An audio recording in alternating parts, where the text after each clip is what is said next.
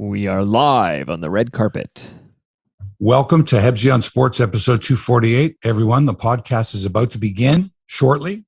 This is the red carpet show where we talk to the guests, nominees, as they step out of their limousines onto the red carpet and into the studio. We should have one day. Like a real red carpet? Well, I'll give you an example. Years ago, I had, I have a company called Sports Fantasies Unlimited, which the idea years ago was to provide a fake play-by-play or commentary about an average person doing something extraordinary in sports. For example, we would get golfers. People would say, oh, my father's going to be 70 and he loves golf. Could you have him beat Arnold Palmer in the Masters or Tiger Woods or whatever the era was? And I would put this tape together with sound effects and made it sound like, here's Mike Boone on the 18th hole, birds chirping and whack, the sound of the golf club hitting the ball. And it's in the hole for a hole in one, like stuff like that. Yeah. And people would be listening to this at a party. Ostensibly, the idea was you present this to the as a gift to whoever's birthday it is in front of other people. You play this. Everybody goes, oh my God, that's fantastic. The person who gave the gift feels great because everyone's going up to them going, what a terrific gift. How did you get Mark Hebscher to do the voice and all the sound effects? It sounds so real. So that was the idea of Sports Fantasies Unlimited. This is well before fantasy football or those expressions, fantasy sports. Right. Long time ago. And then, of course, back in those days, it wasn't so easy to mix, 3 or 4 tracks together with voice, with chirping sound effects, with a crowd loop, which I did in my home studio. Anyway, part of this was people came to me and said, could you do video? And video was just becoming not even popular, just part of, hey, let's get a camera and record this. And so my idea was you have let's say it's a bar mitzvah or a bat mitzvah or a sweet 16 or an event at somewhere where people are showing up. And what you do is, all we did was we got a couple of video cameras. I stood there with a tuxedo and a microphone, and every single person that got out of a car, I'm like, hi, you're here for, and whatever. Nice. Cheryl's bat mitzvah, what kind of gift did you give her? What are you wearing? Like stuff like that. Right. These kids were like, I don't know. Well, tell me, what do you think of Cheryl? What's your most fondest memory? And you're sort of, we set it up like it was a red carpet, except we're kind of blitzing these kids. They didn't know what to expect. They show up and there's an actual red carpet and there's lights and cameras and a guy with a tuxedo with a microphone. And the people loved it. Right. What a great idea, right? Yeah. But it was expensive and time consuming, and I had other jobs. But I was thinking now is a good time to sort of bring something like that back. It's so much easier to do it. It looks real. It would be like, baseball broadcasters sitting in their homes and you believing that they're actually at the ball game. Right. That's the way we are nowadays. I'm watching the tennis the other day and I'm thinking, is that commentator sitting courtside watching this live? Or are they just watching it off a monitor somewhere? Right. And the answer is most likely they're watching it off a monitor somewhere, unless you actually see them there. And any good producer is going to make sure that if their hosts are on site, you're going to have a shot of them. There they are. If not, you don't even show them on camera. They're sitting in a studio somewhere. Right. But this show, as you can see, I was going to say, we're doing this live. For the record, where exactly are you right now? Who, me? Oh, no, yeah. Oh, hold on. No. Let's see. HEBSY on Sports is live. Join HEBSY. Beautiful. All right. Yeah. Retweet that sucker before we start the show.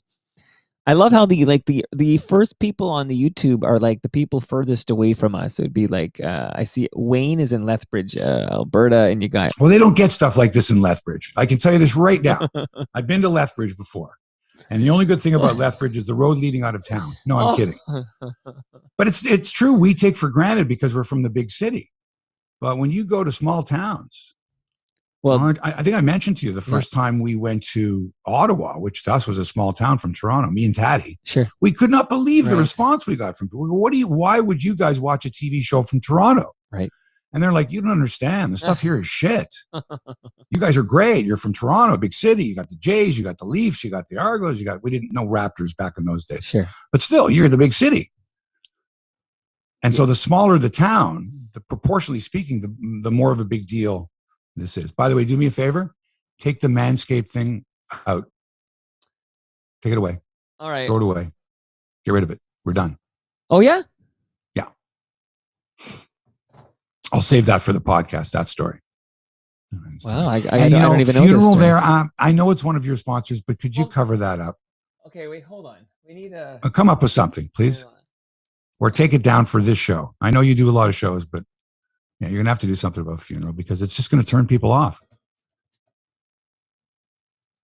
With no offense to Ridley Funeral Home, a fine, fine organization, pillars of the community since 1927, but not the Hebsy on Sports community. I'm sorry.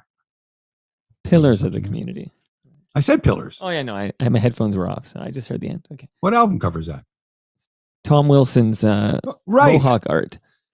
Tom Wilson. Beautiful. All right. We'll give Tom Wilson a push. That's good. I like Tom.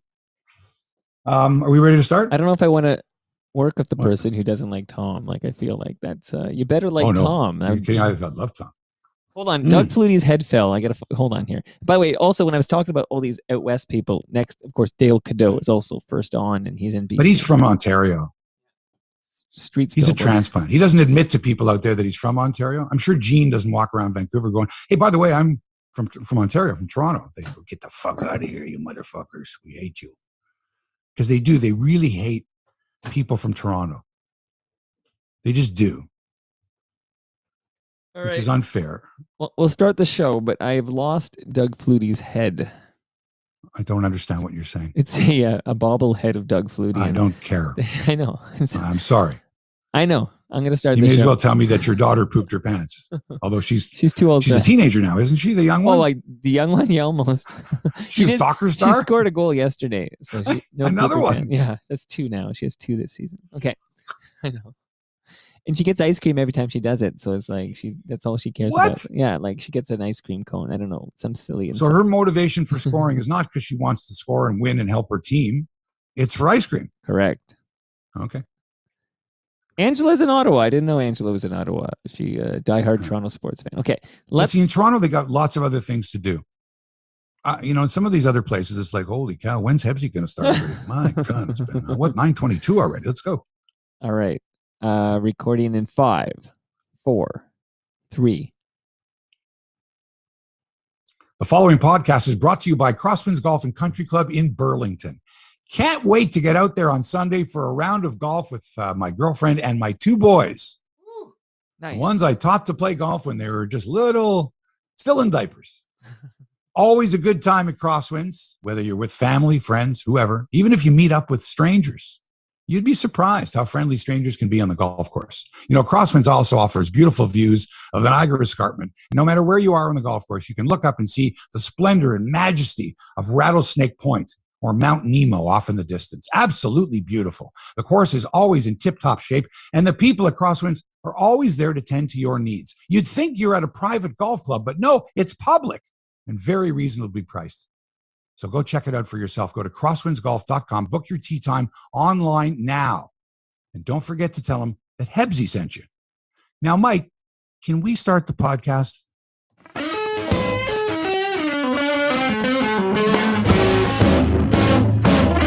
Live from Toronto, it's Hebsy on Sports, episode number 248. That's a big number. Hi, everybody. Welcome to the podcast. Great to have you along. Mark Hebscher here in Little Italy, and over there in New Toronto is Doug Flutie. Wait, what happened to Doug Flutie's head? I honestly have no idea. It fell off. It rolled on the floor, and I cannot find it. All right. Well, don't be looking for it now. That's Toronto Mike, by the way, keeper of the Doug Flutie bobblehead. He's at the mothership, back looking refreshed and relaxed after a well-deserved holiday.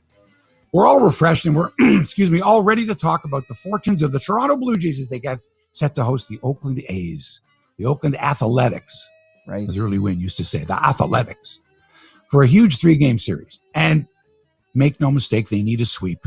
2 out of 3, not going to be good enough. Sweep the A's, let's get going. Meanwhile, Buck Martinez is not the only baseball broadcaster who refuses to get vaccinated. And one baseball executive even quit his job rather than get the jab. Quitting my job. I don't want to get the jab. Wow. In tennis, lots of Canadian content still alive at the U.S. Open as Chapo, Felix, Bianca, and Layla Annie continue to roll. A disappointing result for Canada at the Soccer World Cup qualifying for CONCACAF, but we're still gloating about Canada's win over the Americans in women's hockey. Yes, sirree. We beat the Americans, and that's all that matters. Am I right? We got to talk about that. We got to talk about that.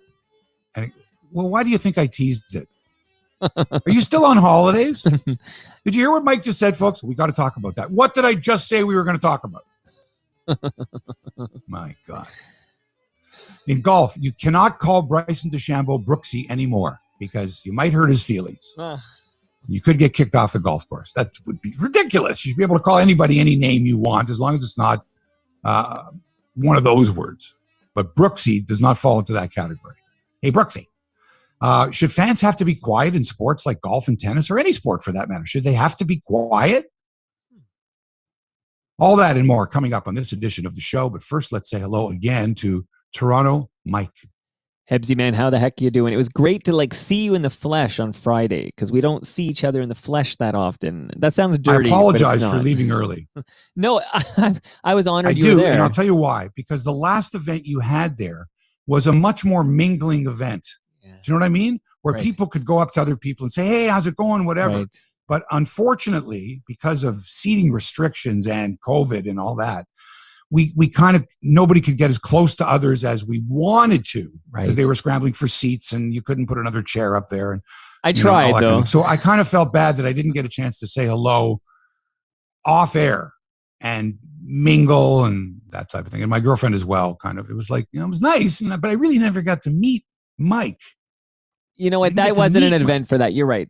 We had a couple recently, which it's a different type of event. We had a post party, after party. I saw that, but that was late. It was late. And it's hard to ask someone to stay for, 2.5 hours outside and not not get a chance to mingle. And I don't know if you're aware, but people who were there listening to the podcast that were far enough away were actually sort of sometimes having little conversations amongst each other. Sure. And that's hard to do. It's hard to maintain the audience's attention for a long period of time unless it's just, so great and whatever. And it was a very good podcast. I actually listened to it afterwards, the actual podcast. You wanted to hear what the controversy was about. I didn't know there was any controversy. Anyway, sorry that I didn't get a chance to stay and say hello and all that. But for your next event, which will be more like a cocktail party, I expect. Well, I guess with bands and comedians and I would like jugglers this pandemic to end so we can get back to a true normal. It was awesome that you were there, and I got you on the mic, which was great. And I did ask your lady friend if she wanted to jump on the mic, and she was a bit mic shy. She just wanted to kick you in the nuts. She just was ready to she was enraged. She could not believe that she was being called out in front of all those people, none of whom she had ever met before, and so she won't be listening to your podcast anymore. I'm kidding. You're kidding. I know. She was considering coming up there and telling the whole story. Oh man, next time I'm next time. Yeah, next time. Okay, so now before we begin the actual sports portion of this, I have to tell you what happened to me this week. Got a call yesterday, day before the show. Not a call. I've never met this person or actually spoken to this person. This was an email from our former sponsor of ours, who shall remain nameless, our sponsor for the summer, basically saying, it was a Dear Hebsy letter. Oh. That was it. It was lovely and nice, but we're going to move on. I'm not going to get into the details, but apparently they didn't sell enough of these things, and these people are impatient. Right? We got the numbers. They're not up to par. You didn't make your quota. That's it. We're done. Okay. All right. They're there for a good time, not a long time. I got it. That's fine. No problems. No hard feelings at all. No hard feelings at all. We got some product. Hopefully they got their money's worth. They didn't make the sales. Somebody got fired, I know, because of this. It was like, you fucking told us that Hebsher was going to be selling, tons of these things. He's got all kinds of friends. They've got hair in unwanted places. It's the right, demographic. And then, I'm pretty sure this dude got fired because they went to, well, who the fuck is this guy? Where are all the sales? We're not selling enough of these. And I'm saying, look, it's a weird year. People go on holidays. People up here at the cottage are not as likely to go online. Maybe they don't have an internet connection, whatever it is, to order, blah, blah, blah, blah, blah. And also you can't ship, you're not going to ship it to their cottage. I don't know too many people. There are some, but too many people are up at the cottage saying, yeah, I'm expecting a couple more deliveries today from, whoever you get deliveries from, Amazon or whoever. So It's not the same. I said, you got to wait until people are back into their routines. You deliver stuff to their homes. They're used to it. Right. This guy's like, no, sorry, that's the way it is, back and forth. I said, fine. Well, screw that. So that's it. So one less sponsor. So by the way, if you want to sponsor, you're interested in sponsoring on Hebsy on Sports, we've got openings.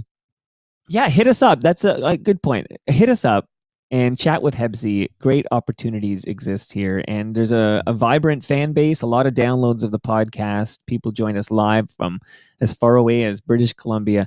And honestly, what a great opportunity. Hit up Hebsy. There's an opening. Okay, so now and thank you, Mike. And just to let you know, and this is true, how many of those, or how many orders do you think in the 2 months, July and August, that they were with us, how many of them do you think we saw that you have came the directly number? from us with the promo code Hebsy, something like that? How many do you think? Well, do you have the number before I guess? I do. Okay. And this is the number they gave me to say it wasn't enough. I don't even know where to guess of that. I would 20? 190. What? Yeah. Not enough. 190 conversions. Apparently they wanted to sell 100 per month, which is like 3 a day.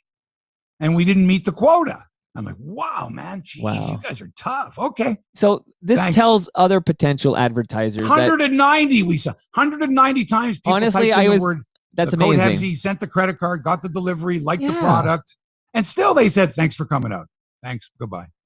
Well, that just tells the next potential sponsor. Mike, I have long said this. I've long thought that the Jesse and Jean podcast should be a sponsor of Hebsy on Sports. I agree. I think we should start sponsoring other sponsors. I think podcasts should start sponsoring other podcasts.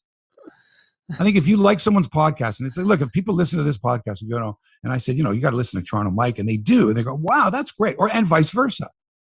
I was on the Humble and Fred podcast the other day. They talk to us. You need to do that. That's synergy, being a part of a podcast community. That's what we're doing here, Hebsy. We're part of the TMDS network here. It's beautiful. But these guys, the other guys, they're from the States. They don't know from us. They don't know. It's another number to them. Right. They're not invested. I would have to send them tapes. Oh, here's an idea. That we had, promoted the product. If there's anyone there who has a jingle, maybe a jingle for Property in the Six, hit me up. We have an opportunity here for you. Okay. So here's the other one now. So that's the story there. Now, locally, I go to my dentist. This was my schedule on Wednesday, Mike, and you helped because you put me on the Humble and Fred show. Yes. So I get up about 7. At 8:15, I'm on live with Humble and Fred. We're on for, 15, 20 minutes. And you were fantastic. You were great. It was great. Lots of fun. So that's 8:15. Now at 9:45, I got a dentist appointment. So I got to immediately, as soon as I'm done with Humble and Fred, get up, off to the subway, get to my dentist, which is, 25, 30 minutes away. Okay. For my 9:45 appointment to put the crown back on. I got a temporary crown. I show up. Are you James? No, I'm Mark.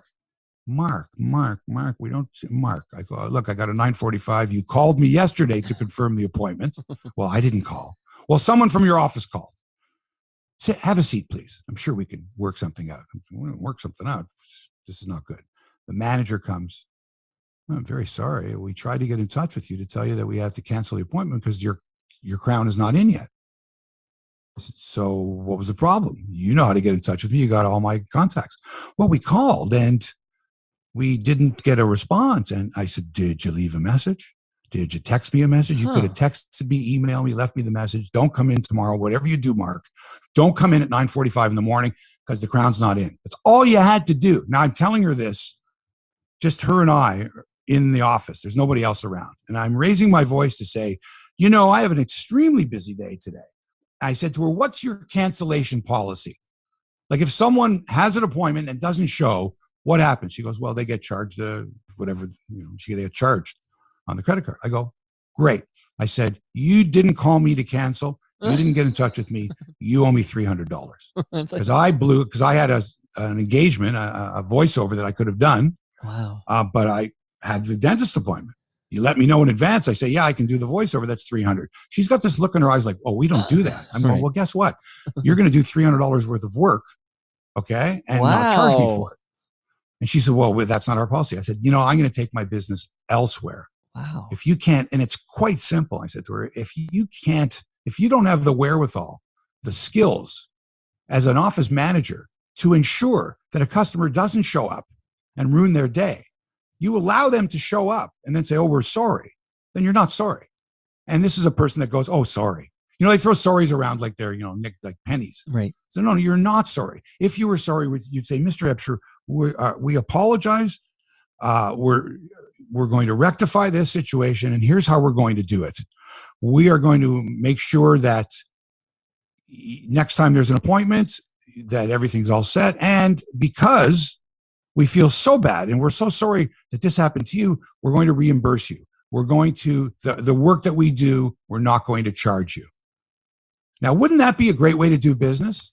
But instead, you just say, oh, I'm sorry. And then she says she's got the gall to say to me, would you like to reschedule now? Of course. And I said, no, I want to have it now. That's why I pushed my day. And then I said to her, this is my day. Yeah. And I literally pulled out my schedule.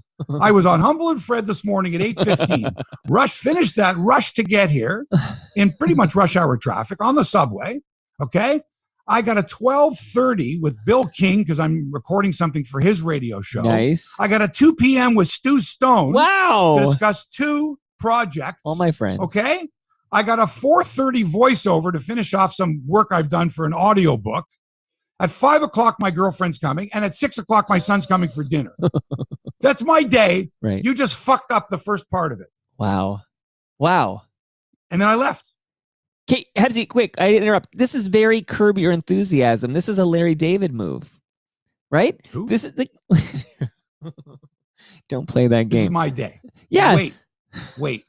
It gets better. Okay. Are you ready for this? I'm ready. So now it's 9:45, 9:47 in the morning, and I don't have a dentist appointment, and I don't have anything until 12:30. Bill King. I thought I'd be sitting in the dentist chair. So I go, there's a perfect opportunity to go get my hair cut. Okay. So I go to the barber. And I go to the same barber, the same guys around the corner from, I'm not going to mention the name, good guy. They're all good guys there, right? But why not mention the name? No, I'm not going to mention it. Gino. So anyway, at the very end of when he's finished with the haircut, he decides that he's going to get into a discussion. Oh, there's something on CP24 on the TV that he hears about masking and anti-maskers and all that. And he says, out of the blue, he says, what would you do if I told you that I wasn't vaccinated? Wow.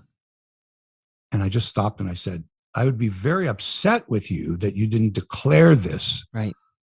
Even though you're wearing a mask, you're pretty close to me. And you're indoors.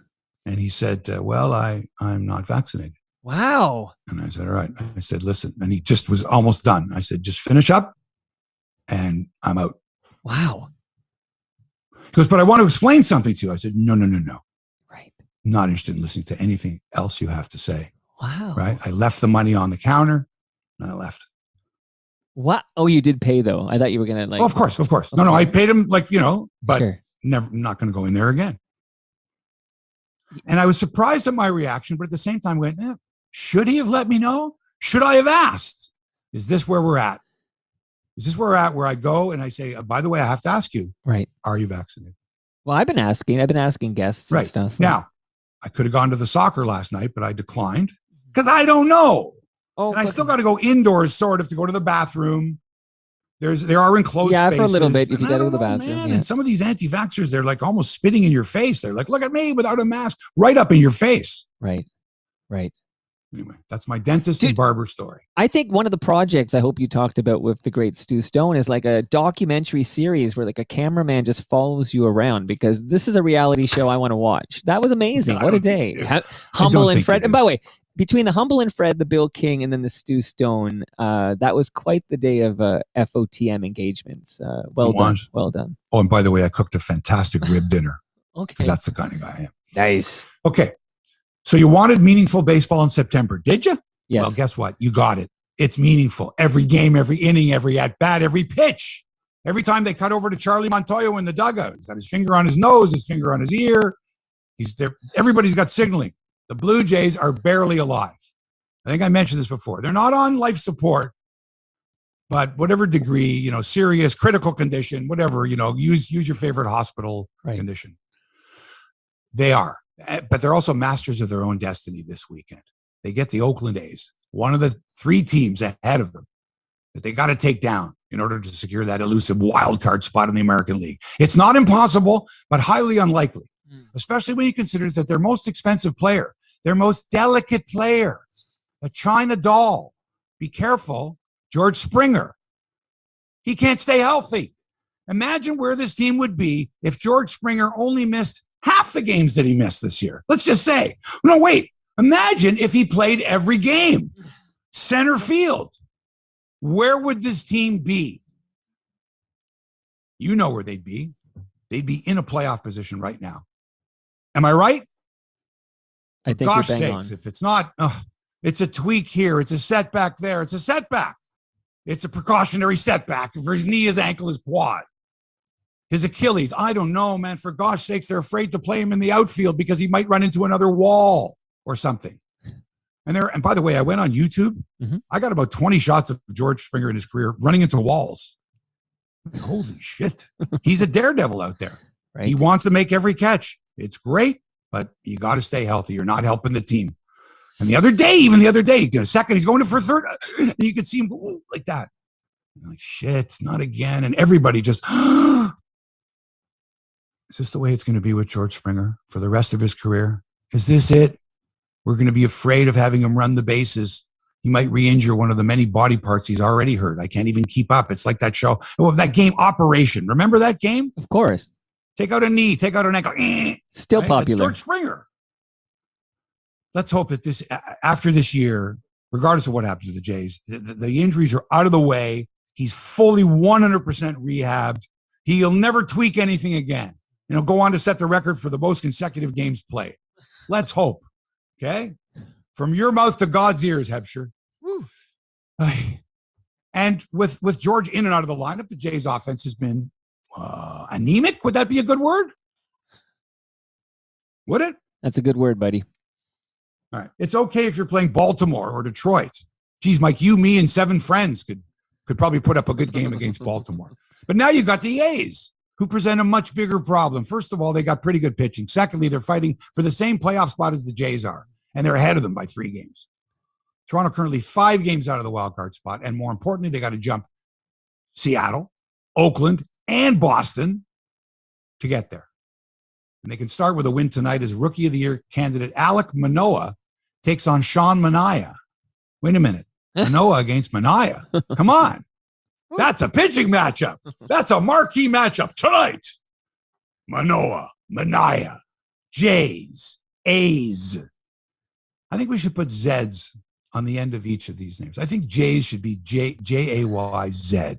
Oh, no. That's like Jays, not James B. Jays, and A's should be A Z. A's, not A apostrophe S or how do you spell A's? By the way, is it A apostrophe S or just a big A and a small S? Oh, I think it's. Is there apostrophe there? I think there's an apostrophe in there. Okay, why? It stands for athletics. Where's the apostrophe? I think when it becomes like a one letter short form with one letter, I think there's a grammar rule where you can introduce the apostrophe. Looks goofy.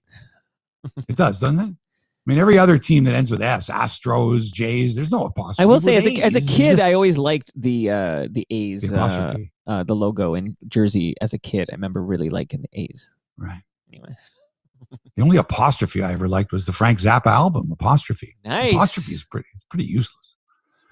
Anyway, so the Jays have to sweep the A's, and if Cleveland can take a couple games from the Red Sox, and if Seattle can lose a couple to the Arizona Diamondbacks, then we'll have something to talk about after the weekend. But time's running out. 30 games to go. And according to Fangraphs, the Jays have an 8.6 chance of playing in the postseason. The Red Sox are 81.3%. The A's are currently 17.7%. I'm sure if you wanted to make a bet on the Jays making the playoffs, you could get some pretty good odds. Yeah, but we don't recommend that. I don't know. It sounds like a sucker's bet. Sounds like too many teams to leapfrog. If it was the one team, if you're just chasing the A's, I'd get all jazzed up and get up. But now it's like I got to keep things in check here. And you notice that nobody has come up with the scenario where the Jays have to do this win this many games, and the teams they're chasing have to go this. Like no one's done that because it's almost impossible. Because even if the Red Sox, A's, and Seattle all played 500, each of them played 500 down the stretch, what would the Jays have to do? And what are the possibilities of all three of them playing 500 ball? By looking at their strength of schedule and all that. This is where the analytics people go really deep down a rabbit hole, just for that little scintilla of sunlight saying, there's still a chance. They can do it. 8% Here's chance. how they can do it. The Mariners all die in a plane crash. Oh, no. The Red Sox all get COVID.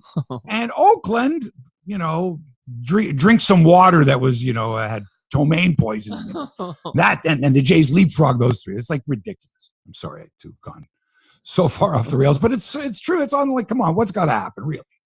Well, we got to start. We got to sweep the A's, right? This is non-negotiable. We got to sweep the A's. We don't sweep the A's. We're not. We have to sweep them and show people that you can get a run, that they maybe can win 10 in a row, 12 of 14, and all the other teams just go for a complete shit.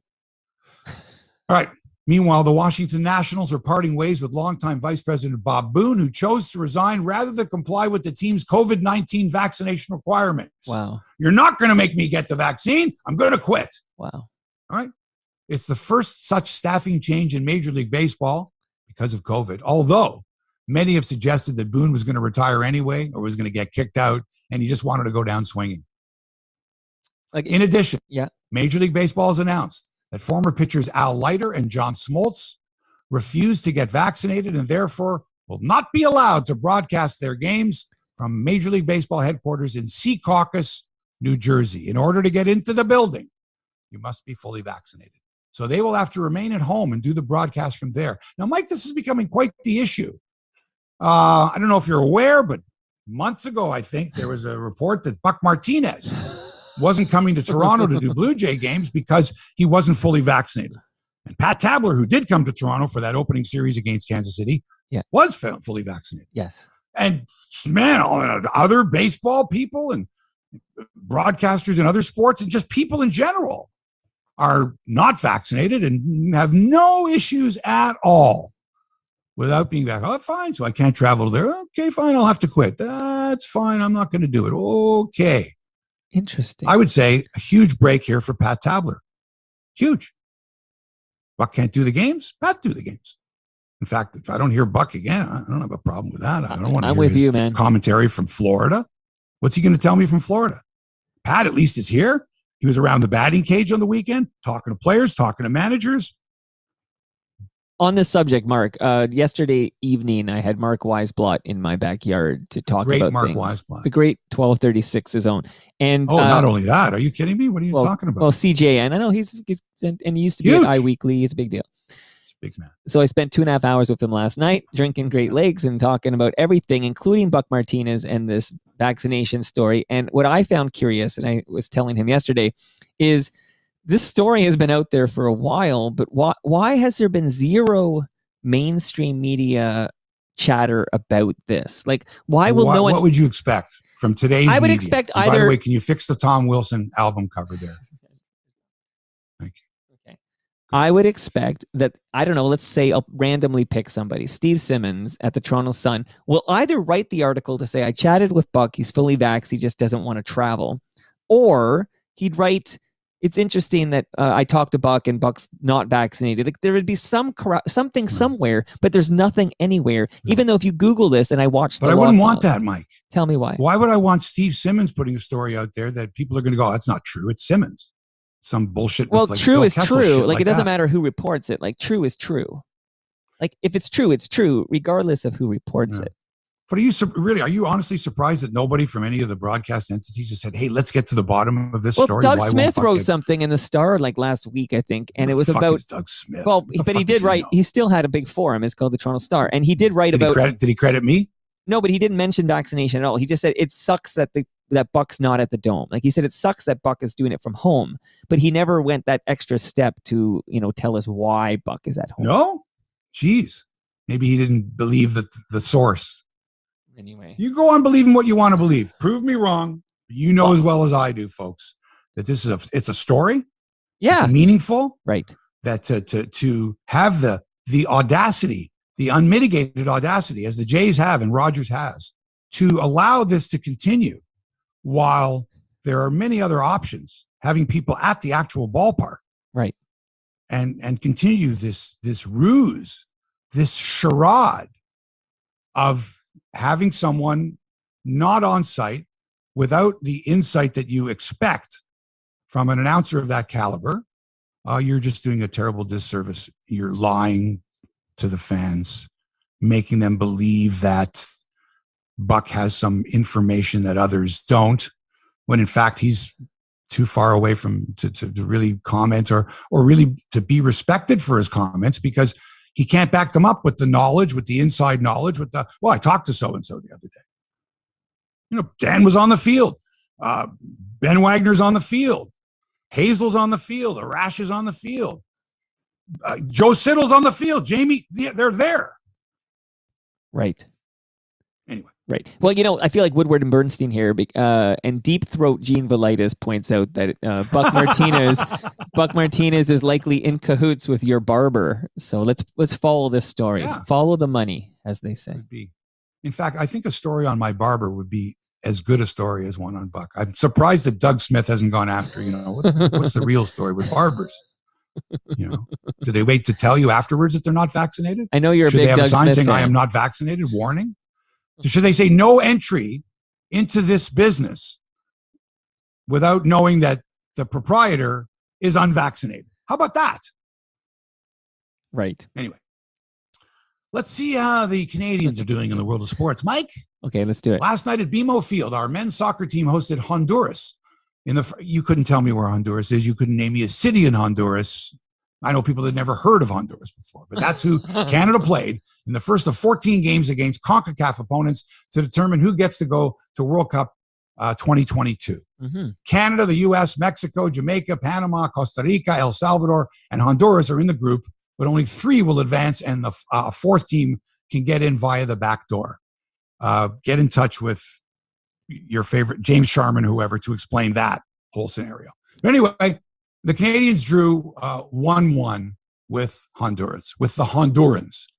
And I watched the game, and I have to tell you that when Honduras scored, first of all, which was the wildest thing because they did it on a penalty kick, a terrible penalty by Canada. But the guy who scored the goal on the penalty kick, Alexander Lopez, as soon as he kicked the ball into the net, he went down like he was shot, some kind of a leg injury, and they carried him off the field on a stretcher. Yeah, after he scored the first goal. Wow. On the penalty kick. I thought, this is bizarre. This Alexander Lopez, he scores, and then, and you're thinking, he's, because they're all celebrating with him. Right. But no, he had like pulled a hammy, or I don't know what the hell happened, and they carted him off, man. Wow. Carted him off. Now, if I'm sitting in the stands, I'm going wild. If I'm a Canadian fan, I'm out of my mind, screaming, yelling. But I found the Canadian fans to be somewhat subdued. And I was disappointed in the television coverage because when the Hondurans scored, I heard, and I know everyone else did, a lot of people cheering. Oh, yeah. There were a lot of cheers when Honduras scored. Not one cutaway to the crowd showing the Honduran fans. Now, come on. I get it, but come on, Shelby. I hear this cheering, and I'm like, well, where's that coming from? Why wouldn't you show a shot of the cluster of fans? I'm sure they're all sitting together wearing Honduran colors or whatever. Come on. That bothered me.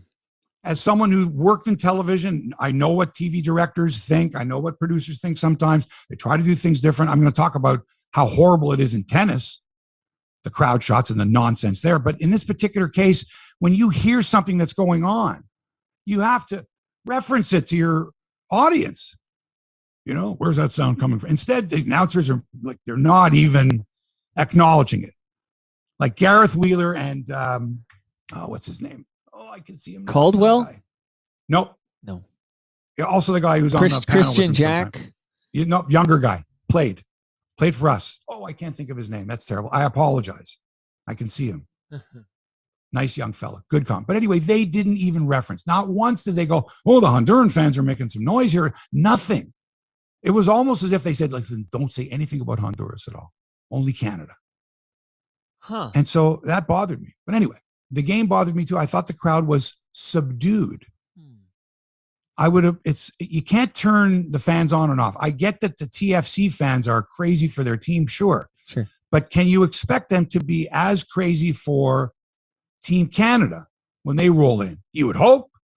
We got some pretty good players, but still, this team isn't always together. They're off playing for other teams, that kind of thing. Whereas the Honduran team, I'm sure, spent a heck of a lot of time together. Anyway, Terry Dunfield. The match ended 1-1. I thought the crowd was somewhat subdued, especially when you compare what it's going to be like when they go to Tegucigalpa.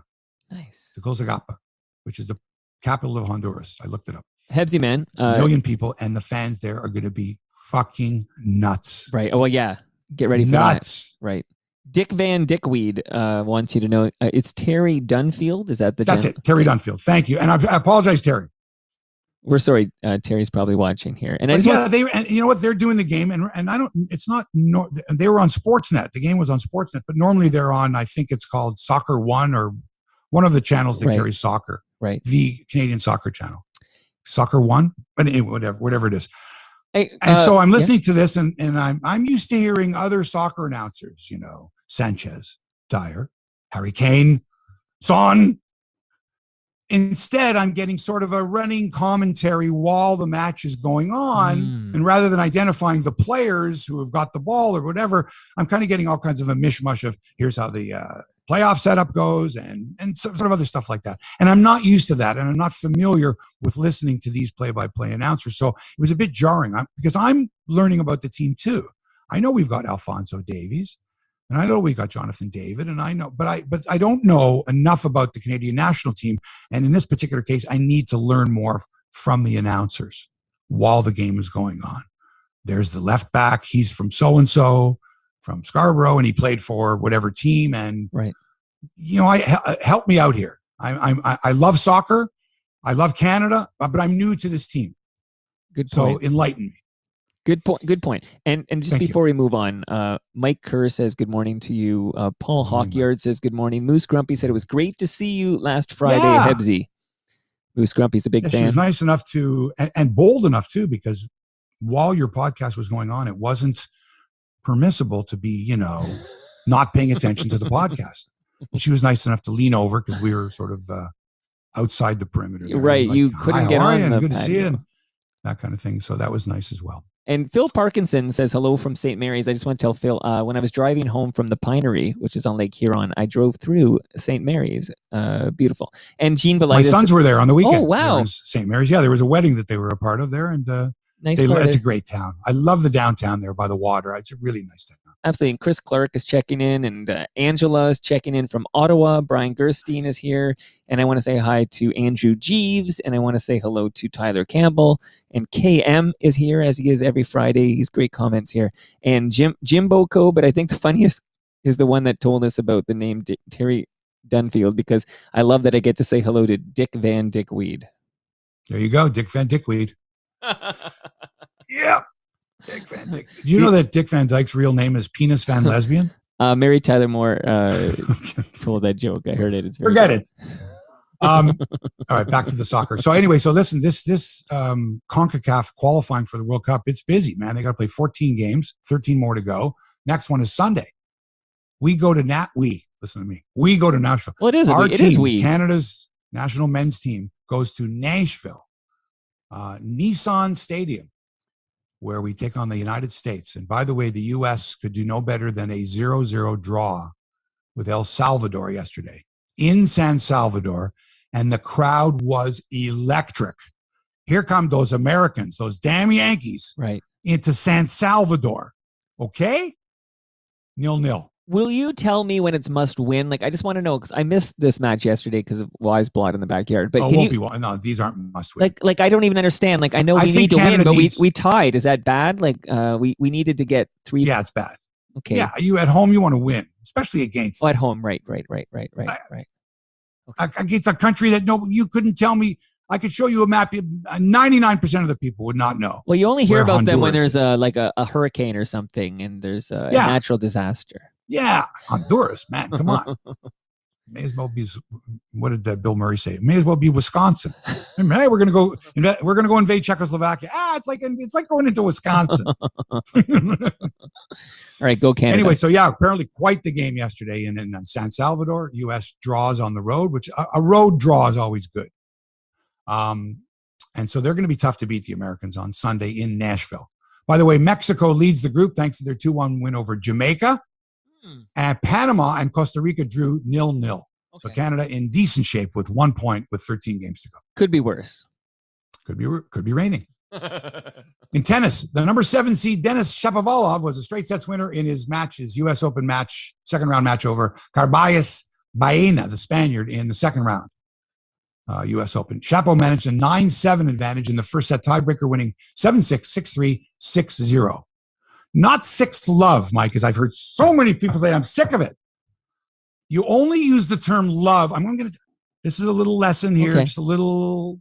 You only use the term love in tennis when you're referencing the score in that particular game. Oh. 15 love, 30 love, 40 love. I didn't know that. You don't reference it with the scores 6-3, 6-3, 6 love. No. The proper term for love is only the in-game score. It means 0 in the in-game score. I had no idea until right now. Like, this is an education for me. I had no idea. And by the way, and I'm not going to pull the names, a TSN commentator, when talking about the Arizona Coyotes Arena, okay, which is pronounced Gila River. It's spelled Gila, but as anyone knows, it's pronounced Gila, like Gila Monster, Gila River Arena, right? But no, the TSN commentator, Gila River Arena. And I'm like, come on. But why not name You're names? a TSN commentator. You don't say a word unless you know the proper pronunciation. It's really simple. You don't. By the way, the word is ignominious that I was trying to use a few episodes ago. I was going ignominious or whatever, ignominious. But anyway, but if you don't know how to say it, don't go on national television and mispronounce them. Why is it that sometimes you'll name the names and sometimes you won't? Like, why not name this person who mispronounced that name? Because I don't know who it was. Oh, that's a good reason. Okay. It's a disembodied voice on TSN. You see their face once every 15 minutes. Yeah, you got to be sure about that. To show, hi, it's so-and-so and so-and-so. Okay, makes sense. And then after that, I don't know whose voice that is because it's just been all voiceover. And if I knew, would I call them out? Maybe it depends. If I'm mad at them, I don't know. Hey, so should I call them out? Yeah, should I mention, if I knew the name of the person, should I say, all right, I'm going to shame you right now? Well, you're the watchdog. Like, to me, you're the Canadian sports media watchdog. Right. So it's up to TSN to get their shit together. So someone at TSN's going, somebody here screwed up. They said Gila instead of Gila on the air. Let's find out who that person was, and whatever appropriate response from TSN would be. They're not going to apologize, but at least if they say to this person, if you don't know how to pronounce it, don't say it. Right. Okay. Right. Don't be afraid. Is that asking too much, Mike? No, I don't think so. They're TSN, for God's sakes. They're not some guy in his basement. Yeah. Hey, although they may be in the basement. I'm hoping that somebody, maybe even when this person said it, the producer at the time went, "Oh, you mispronounced it." And now that's going to run on a loop for the next 48 hours. That's the other thing. Right? I'm sure that at the end, the producer didn't say, okay, folks, we got to do the entire show over again because somebody said Gila instead of Gila.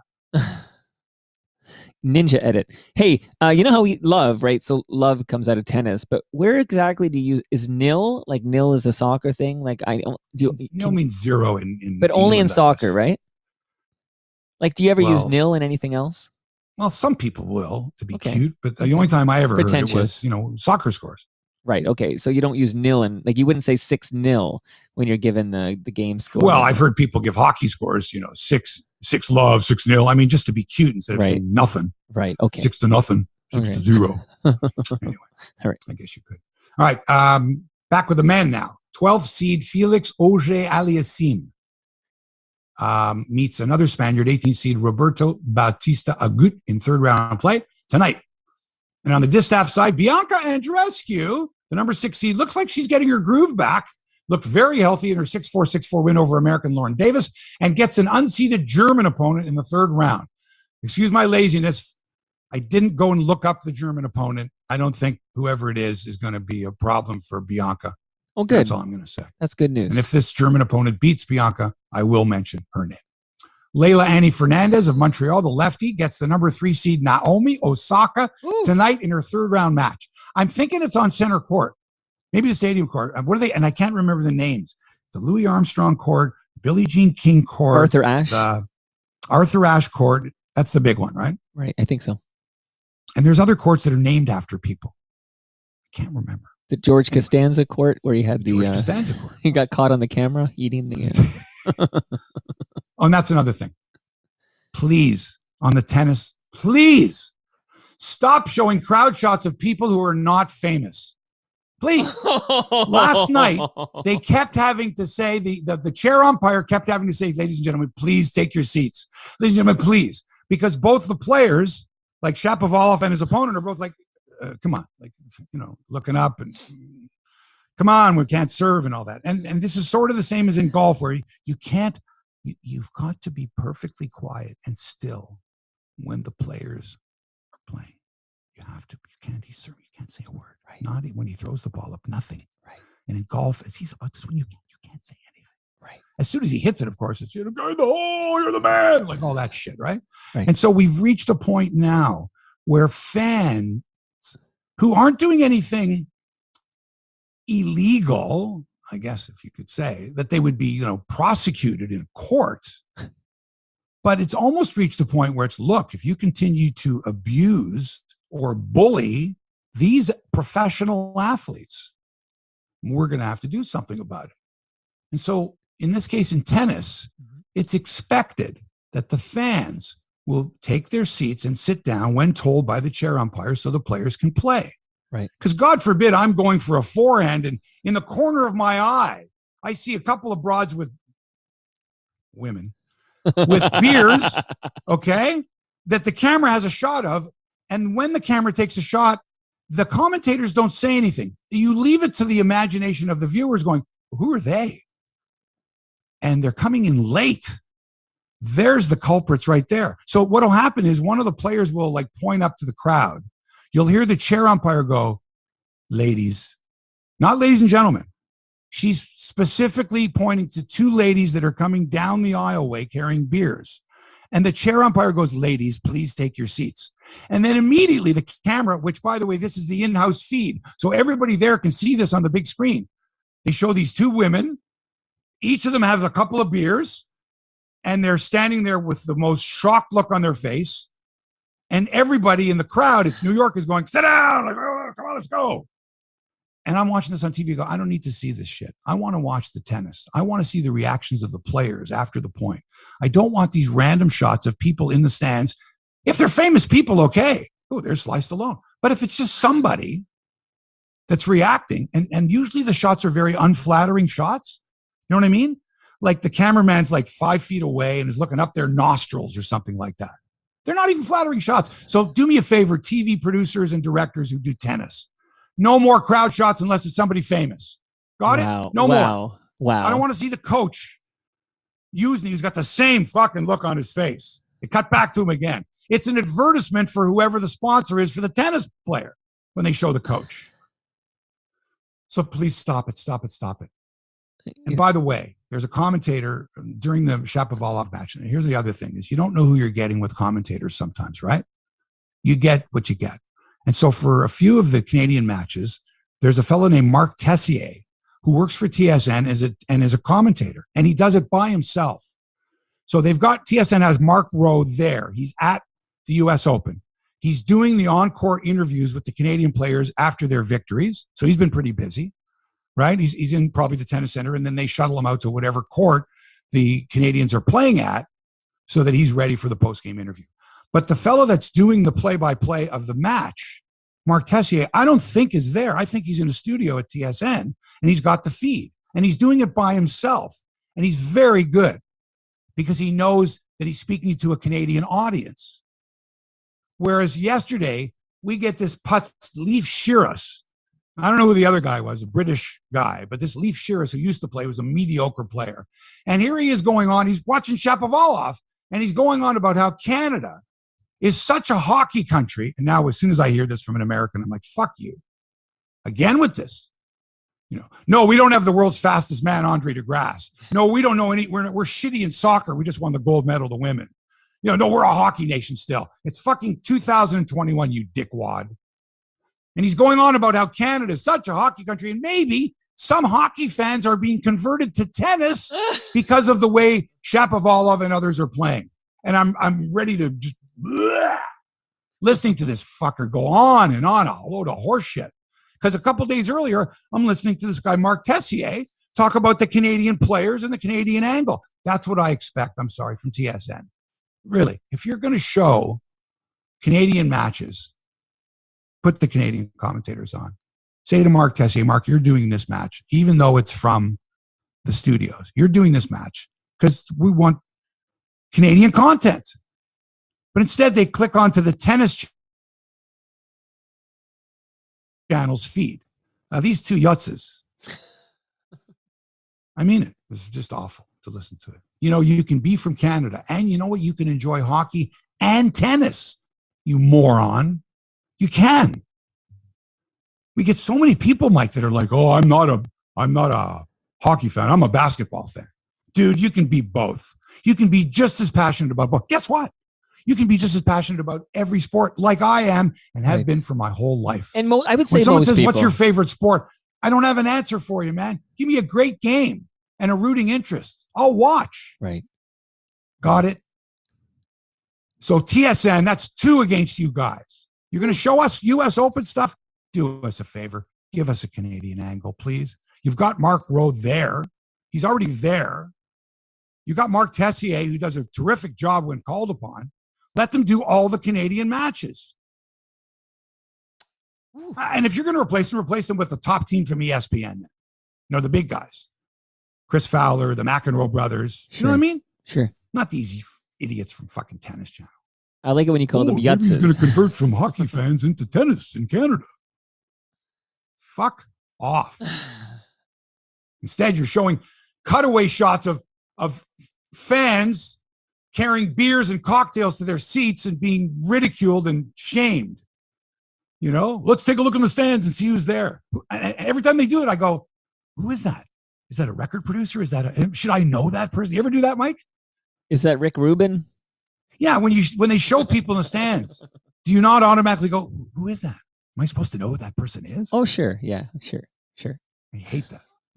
Let's go to golf now. Patrick Cantlay leads the Tour Championship after the opening rounds thanks to a 3-under par 67 yesterday. Started the day at 10-under par thanks to the unique scoring system for the FedEx Cup, which I won't get into. Just trust me. He's now at 13-under par. John Rahm close behind at 11-under. By the way, there's actually odds out there as to whether John Rahm will get COVID again. He's already twice had it. Maybe he should get vaccinated. And there's a bet going. Like, you can make a bet. Well, Humble Howard. I'm pretty sure Bodog takes action on this, or somebody. Bodog. That you can bet as to whether he will get COVID again. Bodog should sponsor this program, by the way. Hey, Howard Glassman was telling me that he says something like 50% of these golfers are not vaccinated. Like, I believe that. What's that about? Is that because they're so Republican? Like, is there a political stance? Like, because most golfers are Republican and most anti-vaxxers are also Republican. I try not to get into that part of it. But that's a hard to avoid. I think they're ignorant, not stupid, just ignorant, just unaware or unwilling to learn. That's all. And it's been politicized, so now they feel like they need to align with this political spectrum. Exactly right. Which is stupid. So Bryson DeChambeau, speaking of not being vaccinated, and anyway, he's at 8-under par. Corey Connors, the only Canadian in the field, tied for 17th at 4-under. So DeChambeau has had other issues too on the tour this year. And I thought it was very interesting. Some great comments from Patrick Cantlay the other day when talking about it. He basically said that if you're going to attract attention, you have to be aware that some of that attention is not going to be good attention on you. And so when Bryson DeChambeau pulls off some of the acts that he's done, that he's going to attract attention, yes, but he's going to get people that are against that type of behavior. And so one of the big issues on the tour this year is his rivalry with Brooks Koepka. It's gotten so heated that fans have been yelling at DeChambeau, Brooksie! Hey, Brooksie! Whenever he takes a swing. And DeChambeau has called out a couple of these fans and engaged with them, which of course makes drunken fans even more likely to call out Brooksie. So here's what happened. The PGA Tour announced that they will not tolerate this kind of behavior from fans anymore. There will be expulsion. I don't think you can press criminal charges, can you? But you can certainly boot evict them from the premises. And you can ban them from events. And ban them, which is what they're doing. What do you think of this, Mike? I think in the culture of this sport, golf, which is not like the NBA where you can go nuts when someone's taking a free throw or whatever, but in golf, you're not supposed to yell during somebody's, I don't even know, the drive? Is that a drive? A backswing, yeah. Okay. While they're in their address position and about to hit the ball. This is it's the common rule of courtesy. the sport. It's respect for the athlete. It always has been. It's expected. So I would think if a fan yells, whatever they yell, Brooksie or whatever they yell, during that backswing, it's fair. Oh, this isn't during the backswing. This could be any time. Oh, he could have completed and went. I thought it was like interfering with the drive. Okay, just calling him Brooksie. Okay, that's insane. Because that's not a the one in the backswing, racial slur or a homophobic. If you said anything in the backswing, right, every other golf patron would go after that person and kick the shit out of him. I thought you were talking about that. I thought so. Okay, so now that I'm on the same page and I've caught up, that's insane because it's not a racial slur or an ethnic slur or a homophobic slur. Brooksie should be fair game. That's just part of sport. You can yell Brooksie as long as it's not in the backswing. That's my 2 cents. Okay, it's not a slur. No. Your mother wears army boots. That would be unacceptable. Sure. But calling him another nickname. Okay. Brooksie's okay with me. All right. The PGA Tour announced that they have made a deal with Netflix to produce and air a behind-the-scenes show similar to F1 Drive to Survive, that incredibly successful series that had people who knew nothing about auto racing glued to their televisions. It was tremendously successful. I mean, I love Formula One racing. I love it even more now when I saw that series. So it's a fantastic idea, and I would love to see the behind-the-scenes stuff with Brooksie and with DeChambeau, and if Tiger was part of it, whatever. I'm sure it's some great drama. But here's something: as soon as it was announced, the folks that follow and cover pro tennis immediately said, "Tennis, get into this. Make a deal with Netflix. We need to see behind-the-scenes stuff. We need to bring the personalities out because pretty soon we're not going to be able to see Roger Federer and Rafael Nadal ever again. So let's go." Right. And I agree. Tennis needs something like this, is dying for something like this. Open up the doors. Let's see what goes on behind the scenes with these people. What do they do all day? What are they like on the practice courts? With golf, with tennis, with all these sports. Hockey did it a few years ago. HBO did remember the series? I can't remember what it was called. Ovechkin versus Crosby. It was for that outdoor game or something, and they did. Well, no, there were other ones. But that was the first one. And I remember, or maybe it was Detroit. I can't remember now. But I do remember loving that HBO series. Yeah, absolutely. Yeah, it was great. Fantastic. Okay, so that would be great. I would love to see the PGA stuff. I think would be fantastic. Fantastic. And speaking of golf, I'm playing on Sunday with my 2 sons and my girlfriend. We're going out to Crosswinds. Nice. Always a good time out there. And just so relaxing. There's just been a lot going on, school's starting again. People are, getting geared up for maybe the first, session of non-pandemic activity. Because most people are going back to work. If you're, some are staying at home, I guess. A lot of people are going back to school. The roads are clogged. It's like it was pre-pandemic. Right. And it's just going to be great to be able to hang out with my sons and my girlfriend and play at Crosswinds. Beautiful views there, Mount Nemo, Rattlesnake Point. People are so nice. And it's just a great experience whenever we go. Like when you're in that environment at Crosswinds and you've got your girlfriend with you and you got your 2 boys, do you take a moment, take a deep breath and just realize how lucky, what a blessed man you are. Like what a life. Completely. That's everything, right? Phones are turned off. There's no distractions. And it's funny. And you don't think of it when you're not there. You don't think, I can't see myself walking along the fairway, looking up and going, isn't this beautiful? Wow. How maudlin is that? But when you're actually in the moment, you're going, okay, I just made a triple bogey, but what a beautiful day. Wow. What a great day. This could not be better.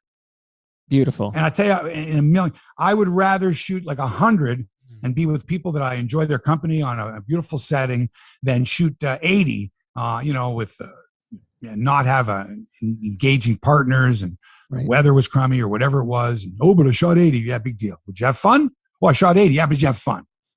You have a great day. And at Crosswinds, always a great day. So go to crosswindsgolf.com, book your tee time online, tell them Hebsy sent you. And if you want, you can recount the story that I just told you.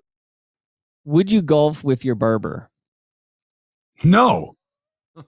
Can't believe that. But again, I guess from his standpoint, it was like, well, why should I lose business by telling them I'm not vaccinated?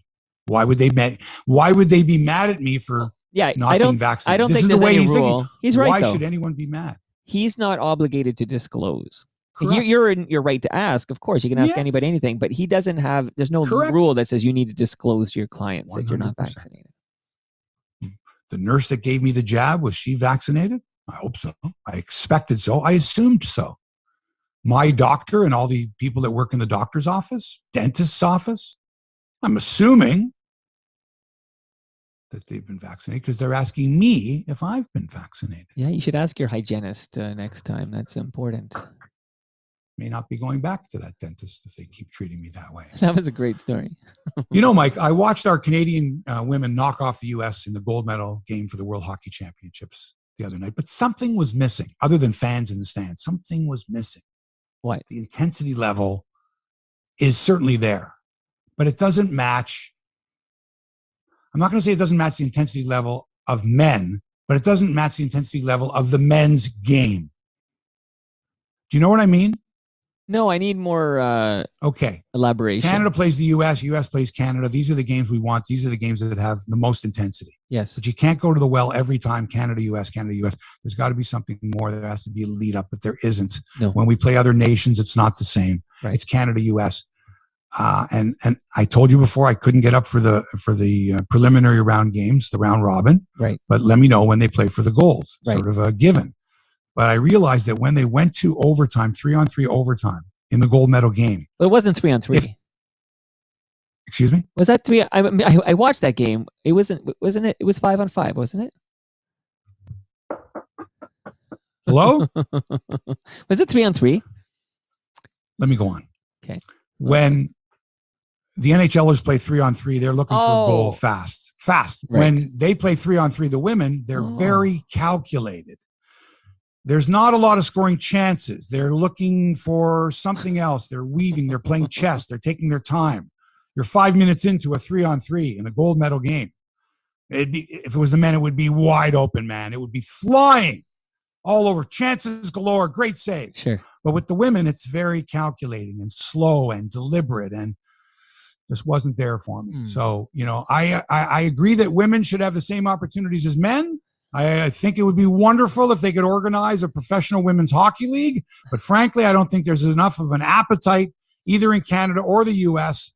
for women's professional hockey.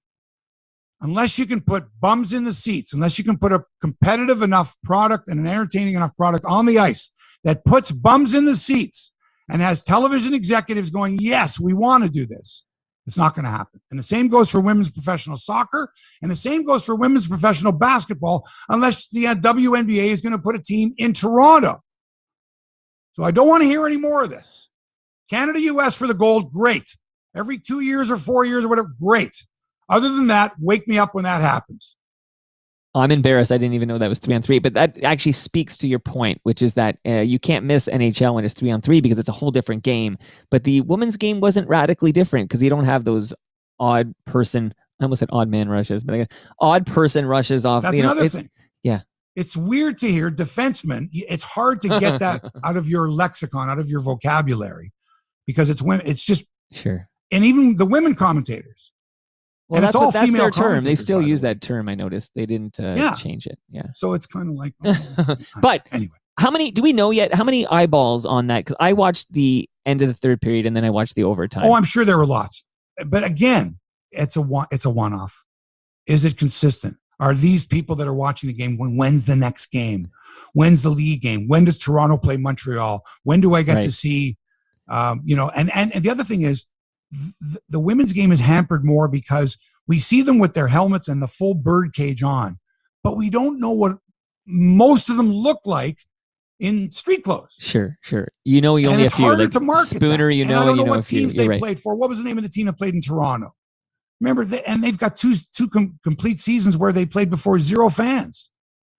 I think you're 100% right that gold medal match between Canada US, which will happen whatever every 2 or 4 years or whatever, that brings that attracts all the eyeballs, and that's everybody watches that, and the rest of it is sort of like you can just sort of like you can take a pass on unless you're like related or know somebody in the team. I just want to make a comment. Normally you're the watchdog for Canadian media, but I noticed watching that because the goal went in and they kept playing, right? And then they review it. This is the overtime goal by Poulin. And then I guess at some point they reviewed it and said, oh, that's a goal. And then they blow the buzzer. So it was kind of that weird kind of delayed celebration. And I know they showed the goal a couple of times, but where was that shot of the puck definitively over the line? All I said to Monica, and I meant this, that is if US had scored that same goal, I'd be yelling at the TV, like, prove to me that's over the line. I never saw like that slow motion. I watched for like half an hour after the game. They never did show, in the NHL, they would show that moment of the camera showing, here is the definitive proof that this puck is over the line. I still haven't seen it. Right. Like, are you 100% sure that was a goal? I have to believe them. I know, but why can't we see it? Looked at it, and then hit the buzzer while the game was still going on to say it's ding ding, and then I guess it drops down over the line. That was the weirdest thing. Yeah, it was the weirdest goal, and I'm still not sure it was in. But if it was the other way around, I'd be mad. Like, I feel like the U.S. fans. If I'm a U.S. player, I'd be screaming like, I want to see that was a goal before this gold medal celebration. Do we get the same satisfaction out of beating the Americans because we hadn't won in so many years? You see, this is the other thing. It was like they had won all these women's world championships. We're winning gold medals in the Olympics, but there's women's world championships, which are every year now. So winning the Olympic gold every 4 years is a much bigger deal than winning the women's championships. I think the world championships, right? I just do. It's every year. I agree. Okay, next year we'll get them. Right. So we had, there was a drought in the world championships, but the same women's team are the ones competing for the Olympics, right? Yes. And the 3 Nations Cup, right? Right. And it just seems to me that it's Canada, US hockey. Let's go. Did they not have a series last year or 2 years ago where they played each other like 100 times? Yeah, I think so. During the NHL All-Star break it was like a tour. Right. Like the Harlem Globetrotters and the Washington Generals are going on tour. It's like wrestling. They're going to be in your town next week. Come see Canada, US, women's hockey. The rivalry continues. That's kind of the way it is with me. It's hard for me to look at a women's hockey team, and I don't know what team, where, and say, hey, she's Canadian. She's American. Like we do it with the Leafs. Where do we care that Austin Matthews is from the United States? Makes no difference. Right. He's a Leaf. Right. But it's different now because we're used to seeing all the Canadian women against the American women. We know all of them, right? And we know that they wear the Stars and Stripes and they wear the Maple Leaf. But to see them in club uniforms, I don't know. It's weird. Okay, finally, New York Mets general manager Zach Scott was arrested for DUI. That's driving under the influence. It's called DWI in some jurisdictions, driving while intoxicated. But anyway, drunk driving. He's been placed on administrative leave by the club. Now, Scott fell asleep at the wheel of his vehicle in suburban White Plains, New York, after a charity event the other night. He's pleaded not guilty to the charges. He was hired by the Mets as senior vice president and assistant general manager in December to work under his close friend and former colleague, Jared Porter. Scott was promoted to acting GM in January, 8 days after Porter was fired by the Mets following revelations that he sent sexually explicit, uninvited text messages and images to a female reporter. This is the Mets, the New York Mets. Right. This is a gong show of an organization. And just to show you how bad the Mets are in the wake of all this nonsense, and the fact that recently, when Mets fans booed the players, Javi Baez, when he got a hit, booed the Mets fans by turning thumbs down. And other Mets players were turning thumbs down on the fans, turning the tables, as it were, on the Mets fans. Ridiculous. Idiotic. But here's the best part. These Mets, these New York Mets of 2021, have a plethora of ex-Blue Jays to thank. Do you know how many ex-Blue Jays wore the Mets uniform this year? No, but I bet you do. I do. And thanks to Scott Carson, the fantastic encyclopedic producer of stats guru for Sportsnet Blue Jays baseball. Here they are. Brandon Drury, Jonathan VR, Billy McKinney, Kevin Pillar, Marcus Stroman, Aaron Loop, Miguel Castro, Taiwan Walker, Yensi Diaz, Sean Reed Foley, Jacob Barnes. Wait a minute. Wow. Mets acting GM Sandy Alderson said, hey, Brad Hand is available. He was a Blue Jay for a cup of coffee. Mm-hmm. And so he claimed him off waivers. So there's another Blue Jay that's going to play for the Mets. What a disastrous organization. They're 66 and 67 this year, 5 games out of a wild card spot. The drama surrounding the injuries of Jacob deGrom, Syndergaard. Oh my God, this team. They spend millions and millions and they got nothing to show for it. They signed Lindor to this massive free agent contract. He's been a bust. You think you got problems as a Blue Jay fan? Imagine being a Mets fan. Horrible. Absolutely horrible. So just be thankful you're a Jays fan and you got a chance. Let's sweep the A's this weekend. Let's get her going. Giddy up. That's it for episode 248 of Hebsy on Sports. Thanks to Toronto Mike for production and inspiration. Hit him up at Toronto Mike. And thanks to Crosswinds Golf and Country Club for their continued support. We love it there, and you will too. Go to crosswinds.com, book your tee time online, and tell them Hebsy sent you. Thanks for allowing us into your headspace. Back with another episode next week. Until then, so long for now.